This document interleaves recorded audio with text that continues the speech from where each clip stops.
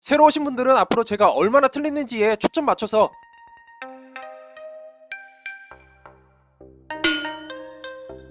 하하 하하 하하하 하하하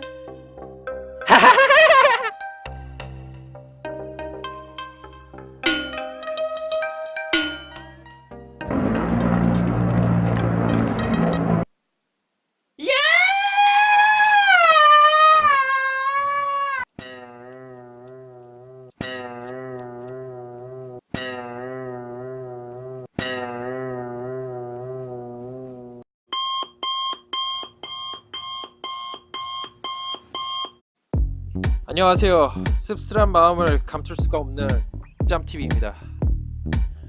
지난 회차 승부 예측 결과 정말 참담하죠. 네, 챔피언스 리그는 역시 예측하기가 힘들어요.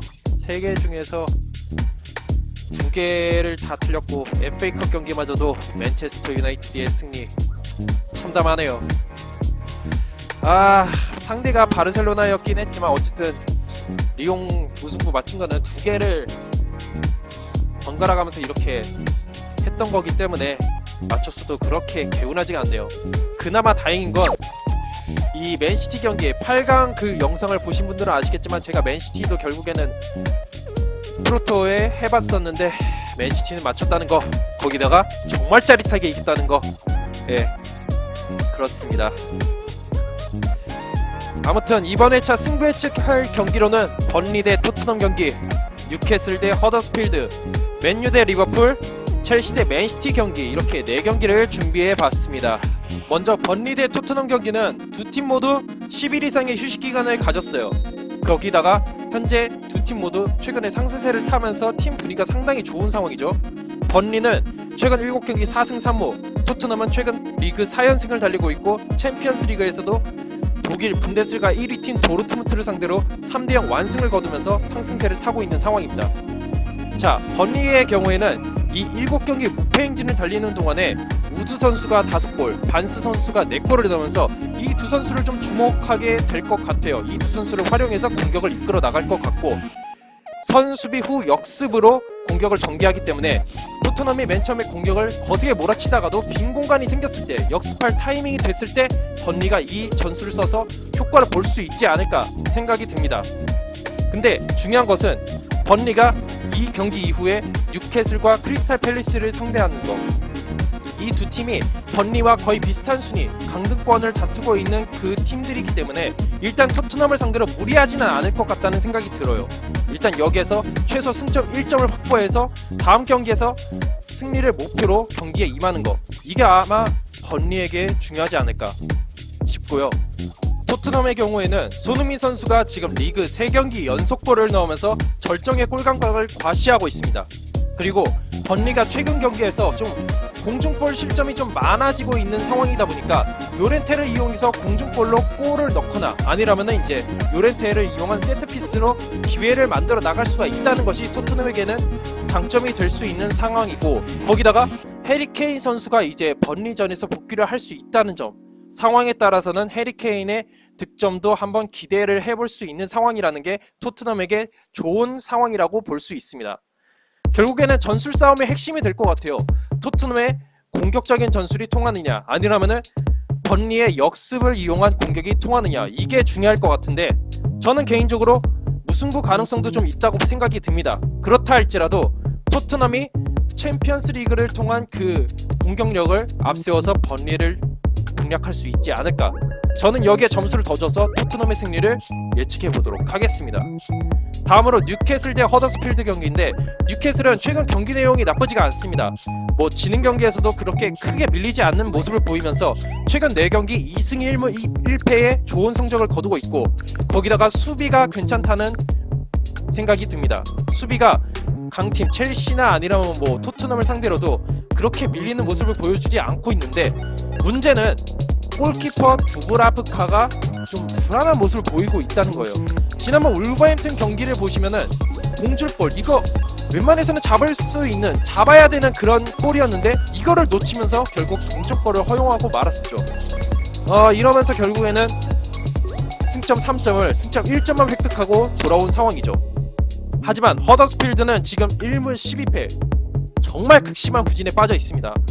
이러면서 현재 17위 카디프 시티와의 승점 차도 14점 차로 크게 벌어져 있는 상황. 제가 봤을 때는 허더스필드는 거의 강등을 받아들이는 듯한 분위기가 형성되고 있고, 그게 경기력으로 나타나는 것 같아요. 이 경기에서 무승부를 목표로 올 수비를 하지 않는 이상은 승점을 획득할 가능성 전혀 없다는 생각이 들 정도로 허더스필드에게는 기대감이 전혀 들지 않는 상황이에요. 이 경기는 뉴캐슬의 승리를 예측해 볼 수밖에 없을 것 같습니다. 자, 첼시 대 맨체스터 시티 리그컵 결승 경기인데, 첼시가 비록 1차전에서 2대0으로 승리를 거뒀다고는 하지만은 지금 상황에서 지금의 첼시 상황을 봤었을 때는 이 경기를 기준으로 승부 예측을 하는 수밖에 없습니다. 첼시는 최근 유로파리그에서 3대0으로 이긴 것을 포함해서 컵대회 포함 5승 4패를 기록하고 있는데, 근데 문제는 패배할 때 무득점에 그치고 있다는 거. 이건 정말 큽니다. 왜냐하면은 뒤지고 있었을 때 사리 감독의 전술 그리고 교체 카드는 너무 뻔히 보인다는 거예요. 그렇기 때문에 상대팀 입장에서는 이것에 대해서 충분히 대비를 하고 공격을 펼쳐나갈 수 있다는 거. 이거는 첼시에게 있어서 상당히 마이너스가 될 수밖에 없는 요소가 될 것 같습니다. 첼시가 지금 믿어야 될 것은 아자르밖에 없고, 그리고 첼시는 뉴캐슬 대 맨시티 경기를 참고해서 수비적인 전술로 일단은 동점 상황을 만들었다가 승부차기를 노리는 방법도 있을 것이고요. 아니라면은 어떻게 해서든 역습 상황에서 한 방에 골을 넣는 거, 그 한 방을 노리는 수밖에 없을 것 같습니다. 제가 봤을 때. 반면에 맨시티의 경우에는 최근에 컵대회를 포함해서 8승 1패, 그 경기 동안에 28득점 6실점으로 엄청난 공격력과 최고의 수비력을 자랑하고 있는 상황입니다. 특히나 맨시티는 폭넓은 스쿼드를 활용해서 적절한 로테이션, 상황에 맞는 경기에 맞는 선수들로 배치를 시켜놓으면서 체력 걱정을 정말 최소화시키고 있는 상황이에요.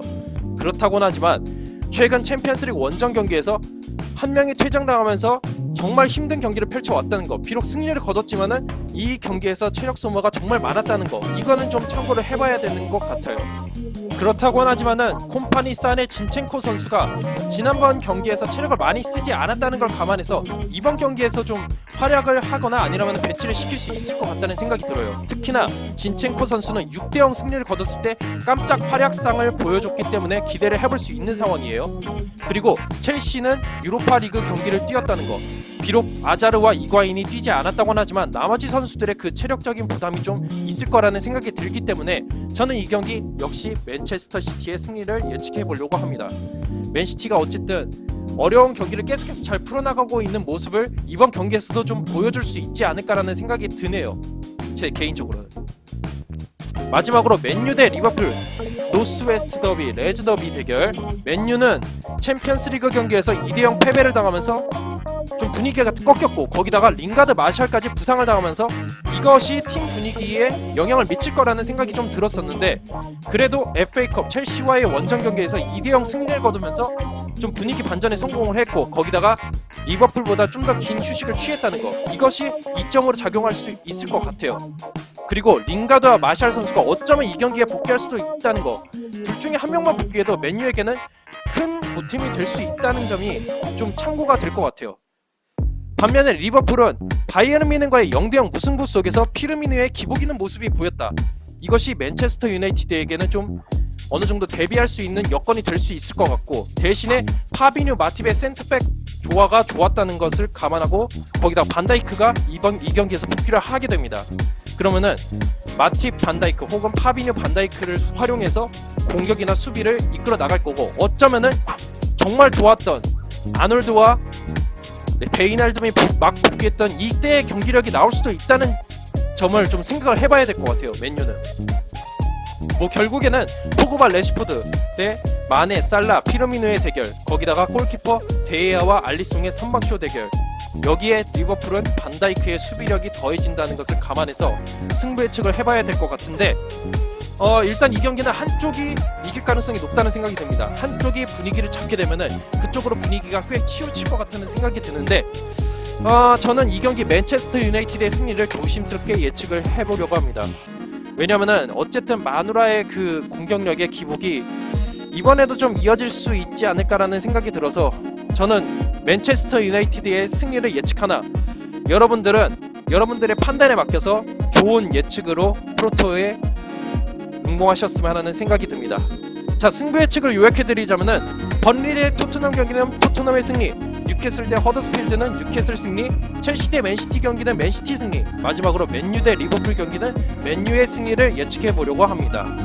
이상으로 영상을 마치도록 하겠고, 손흥민이 오랜만에 경기하는 모습을 볼 수 있고, 거기다가 기성용이 복귀할 가능성이 높은 허더스필드 경기, 거기다가 레이즈 더비와 첼시 맨시티의 리그컵 결승 경기가 있는 만큼 좋은 경기 보시면서 주말 잘 보내셨으면 좋겠고, 제 영상이 마음에 드시는 분들은 구독과 좋아요를 꼭 눌러주시길 바라겠습니다. 감사합니다.